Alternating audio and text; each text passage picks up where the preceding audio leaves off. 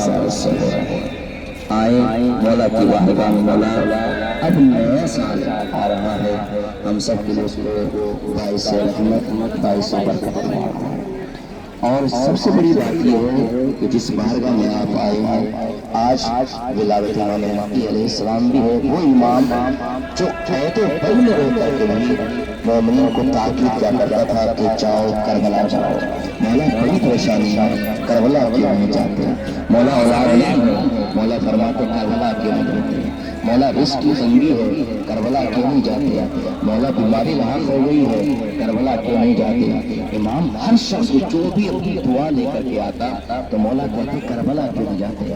سب سے بڑا مرکز شفا کا ہم نے کربلا بنایا ہے، ہمیں بھی کوئی ضرورت ہوتی ہے تو ہم کربلا جاتے ہیں۔ یعنی امام نے بتایا کہ مومنین چاہنے والوں کسی بھی زمانے میں جب بھی تم پر کوئی مشکل آئے تو کربلا چلا جائے، وہاں پر غازی باب الحوائج حسین سید الشہداء ہے۔ اور امام جب قید میں ہو گئے، ظاہراً ان کو قید میں ڈال دیا گیا، تو امام چاہنے والوں کو پیسے دے کر کے کہا جاؤ میری طرف سے کربلا کی زیارت کر کے آؤ، میری نائب بن کر کے جاؤ، میری نیابت میں جاؤ۔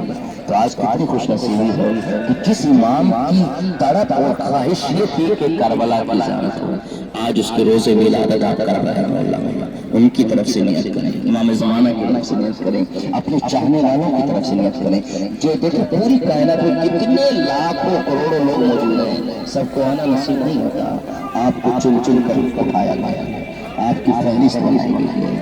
تو مولا آپ کا شکریہ کہ آپ نے ہمیں کربلا بنا دیا۔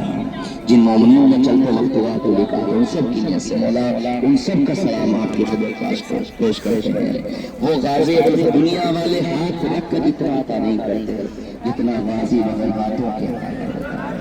یہ غازی کی بارگاہ ہے کہ جہاں سے کوئی خالی ہاتھ نہیں جاتا۔ مولا سب سے پہلے تو شکریہ ہے کہ تم نے کربلا بنا دیا۔ دوسرا مولا ہماری آنکھوں سے بہنے ہوئے بہتے ہوئے آنسو کو رومانے سے کی زینت بنانا۔ مولا ہمارے پاس کچھ ساز و سامان نہیں ہے، ہم صرف آنسوؤں کا سامان آپ کی خدمت میں جو ہدیہ پیش کر رہے ہیں مولا آنسوؤں کا نذرانہ ہے، اس کے علاوہ ہمارے پاس کچھ نہیں ہے، جو کچھ دیا ہوا وہ آپ کا۔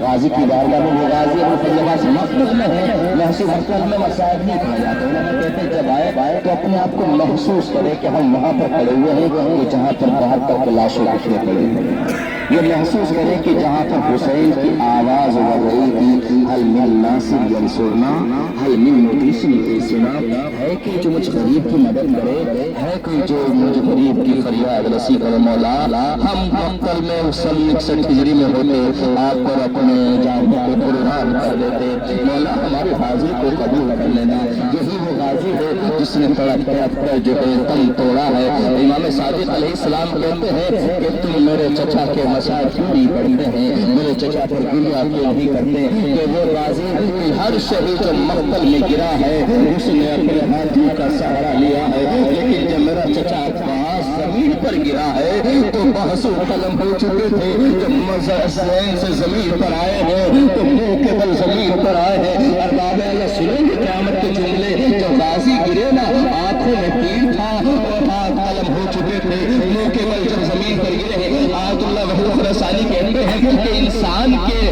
آنکھوں میں تنکا گر جاتا ہے تو انسان تڑپ جاتا ہے، برداشت نہیں کر پاتا، جیسے تنکا گرتا ہے برجستہ اس کے ہاتھ اٹھتے ہیں، آنکھوں کی طرف اپنے آنکھوں کو تمنا شروع کر دیتا ہے کہ میرا سلام ہے غازی ابوالفضل عباس پر کہ جس کے بازو قلم ہوئے، اور جب بازو قلم ہوئے ایک سلسلاتا ہوا تیر چلا اور تیر جیسے ہی آنکھ میں آ کر لگا عباس گھوڑے پر تڑپ گئے اور ہاتھ بھی نہیں ہے جو اپنے تیر کو نکالے۔ ایک مرتبہ گردن کو چھکا کر گھٹنوں سے تیر نکالنا چاہتے ہیں، ایک ملعون نے لوہے کا دشمن پر ایسا مارا کہ 32 سالہ عباس گھوڑے پر نہ اجرکم اللہ آواز سے گریا بلند ہو گئی۔ خدا ان آوازوں پر رحمت نازل کرے۔